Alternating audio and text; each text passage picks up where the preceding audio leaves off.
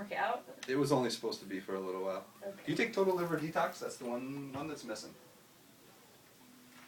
Bigger bottle like that? Yeah. Okay. I just don't have it. It's okay. I'll just test it off of the sample I have. Sorry. That's okay.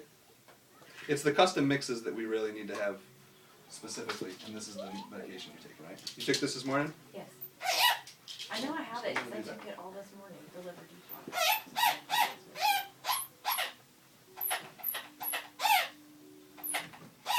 Some people work well together and some people don't. My wife work well, and I work well together when she has her project and I have mine. Mm-hmm. One of us has to tell the other one what to do. Not so good. Yeah, you take 3 tablets in the morning of that, of the liver detox, right?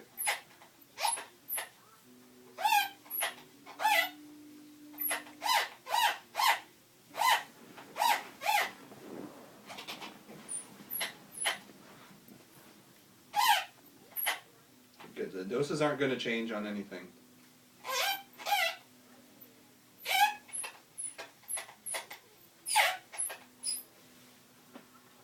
I'm testing more of as the duration, how long we want to keep you on them. So the same way we can calculate a dose.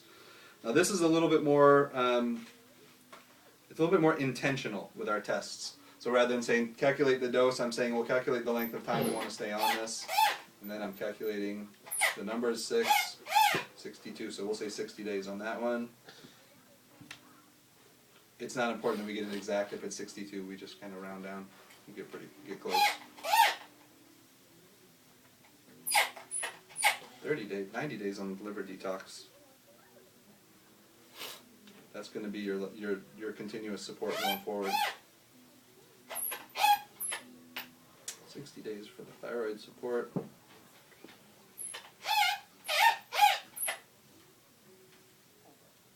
Three weeks on this guy. I have a feeling that this bottle will last you as long as it needs to. It's going to be pretty close.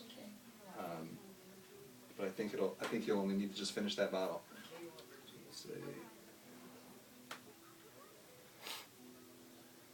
that's when you can start challenging foods more, when that little one drops off. Cool.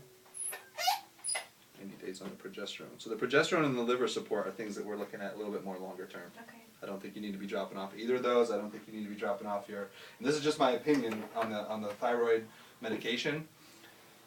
Probably 60 days from now, another blood test to kind of see where you're at. If you have somebody that can run those for you, just have them run it and send me the results. If not, we can always get the test run for you. I'd probably say see if you can get it run there, just because the insurance will cover it and all that stuff. Yeah. But if I look at the results, I can see, well, what direction are you going in thyroid-wise?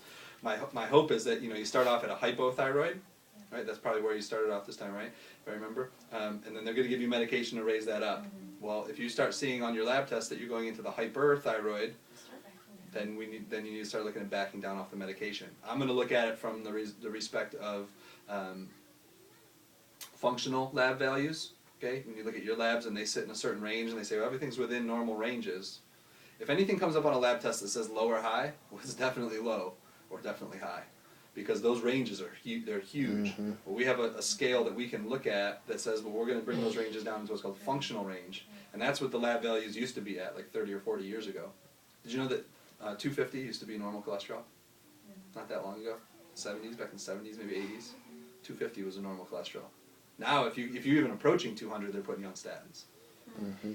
It's ridiculous, because it's not. It's just True. the human body hasn't changed that dramatically.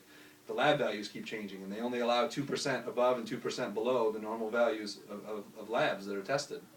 So it's not that people are getting healthier; it's that everybody's getting sicker because the lab ranges are changing and no one's addressing it. That's why every time you go, most times you go, your labs look good. Oh, everything looks fine. You're within normal ranges. No, you're not. I can usually find 5 or 6 things that are outside of functional ranges. His testosterone was like that. I mean, huge range, and he was at the very, very, very low end. I was at like 249. Yeah. And they said that was within range. Yeah. That it was normal. But I should really be 249? at, I should really be at like 700 and something. Yeah, I think for a male, it's probably about 450. I think was in the lower. It should be the lower range of that. Was it a saliva test or a blood test? Blood. I don't have that range on here actually. Yeah, the range showed to be anywhere from 224 to 1,000 or something like that. but they said I was within range. Use a laptop Mm-hmm. on your lap? No, Okay. Never use a laptop on your lap. That's the number one thing for testosterone. I don't. No, Number two is soy products. Too much soy. don't do that anymore. A bunch of other things too. Mhm. Those are the two main culprits. Of Done sometimes if you plenty knock of that out- research trying to find what to avoid and what to Okay, turn it on. change.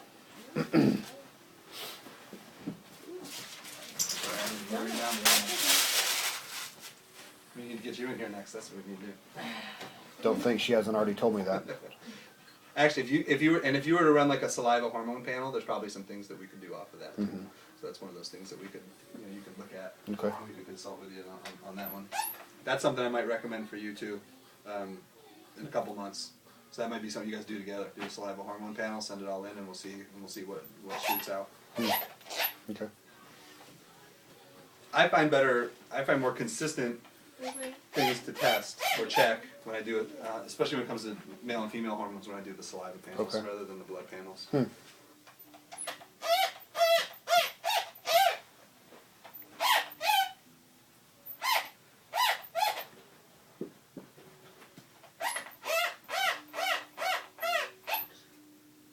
Okay. You still getting good bowel movements? What are their names again? Bree and Emmy. I want to say Avery. Why? Do you need something?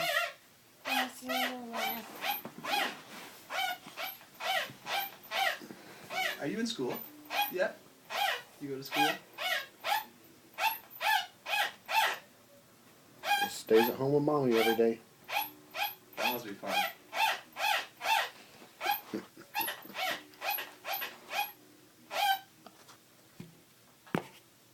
Kick the table.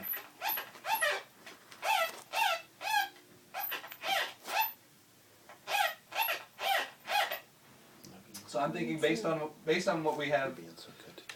support-wise that you're going to be taking, there's not much that's going to drop off in the first 30 days. Okay. Okay, the one supplement that you're taking that does drop off in 30 days is a pretty strong glandular for the spleen, and I don't think that you're going to really notice any difference dropping that one off in 30 days. That would be around that 30-day to 45-day mark would be where we'd probably be looking at some sort of phone consult if needed. Okay. 60 days, that's more likely the time where it would be ideal to see you back again. Even if it was just for a couple days, 2 or 3 days. Mm. You know, we do another CRT, see where your body's progressed to as far as that goes. There may be things we see on that we haven't addressed yet, because again, the body's not going to address everything it needs to heal necessarily in the first 60 days. Some things we might need to address, and other things we just let keep improving on their own. But that would be a good time to say, okay, what level of support do you need now moving forward? Have we done everything we need to do? Or do we shift gears and start working on some other organs or systems, or are there other microbial issues that the body wasn't ready to deal with that it's ready to deal with now? Truthfully, I mean, not to scare you on this, but 5 days from now, your body could say, I'm ready to work on something else. Yeah. You know, and it's not one of those. It's not generally one of those things where it's if we don't get right on it and start working on it, you start immediately feeling worse. We're still supporting all these other pathways, but your body says, I could take more if you give it to me. And that's that's where we try to catch it in that period of time where we start working on new things as soon as we can, but we don't wait too long to allow them